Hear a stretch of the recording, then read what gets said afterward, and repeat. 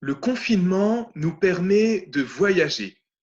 Demain soir, vendredi à 18 heures, tous, vous avez rendez-vous à Rome.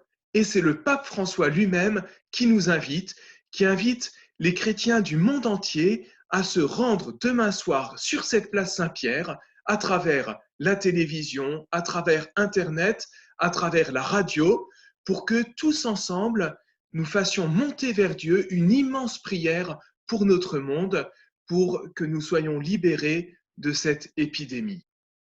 Ce grand temps de prière sera terminé par une bénédiction spéciale que donnera le pape François, une bénédiction Urbi et Orbi. Qu'est-ce que ça veut dire? C'est du latin, tout simplement. Urbi, ça veut dire la ville de Rome. Parce que dans cette ville de Rome, et plus précisément ici, au pied de cet obélisque, c'est là qu'est mort Saint Pierre en 64 après Jésus-Christ. Saint Pierre, c'est-à-dire le premier des papes. Vous savez, cet apôtre que Jésus avait choisi et à qui Jésus a confié cette mission de conduire toute l'Église. Depuis 64 et la mort de Saint Pierre, d'autres ont pris sa suite, d'autres papes ont pris la suite de Pierre d'une manière continue, et ce qui fait qu'aujourd'hui, le pape François est le successeur de Saint Pierre, il est le 266e pape depuis Saint Pierre, avec cette charge de guider notre Église depuis cette ville de Rome dont il est l'évêque.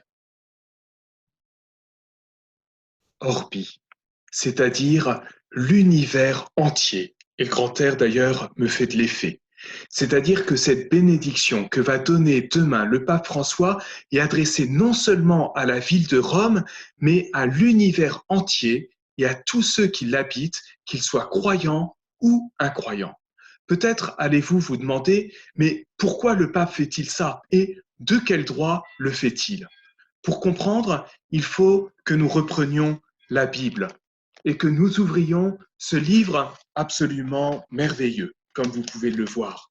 Nous allons reprendre les promesses que Dieu a faites à Abraham, ce premier homme qu'il a choisi et qu'il a appelé.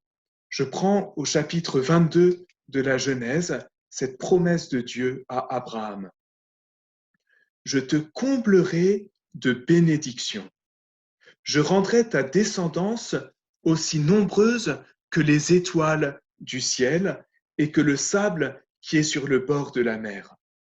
Ta descendance conquérera la porte de ses ennemis. Par ta descendance se béniront toutes les nations de la terre parce que tu m'as obéi.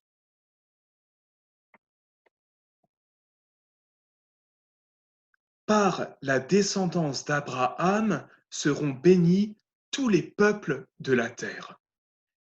Nous-mêmes qui avons mis notre foi en Dieu, nous nous considérons aussi comme descendants d'Abraham.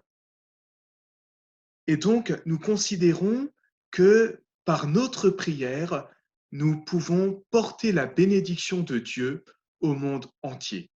Souvent, on a un peu cette tendance de se dire, je vais faire ma petite prière pour que moi, personnellement, je m'approche de Dieu, je grandisse en sainteté.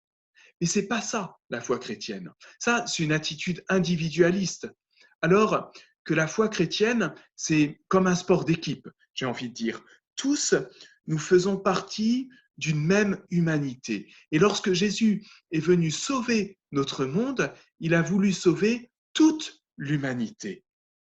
Ce qui fait que lorsque je prie, même si je suis tout seul, je porte dans ma prière l'ensemble de l'humanité avec moi devant Dieu. En tant que chrétiens, nous avons donc une responsabilité pour le monde et pour tous ceux qui ne croient pas en Dieu.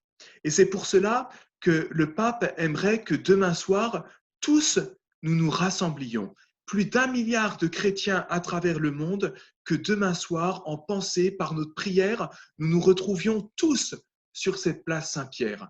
Parce que à chaque fois qu'une seule âme s'élève vers Dieu, elle élève avec elle le monde entier vers Dieu.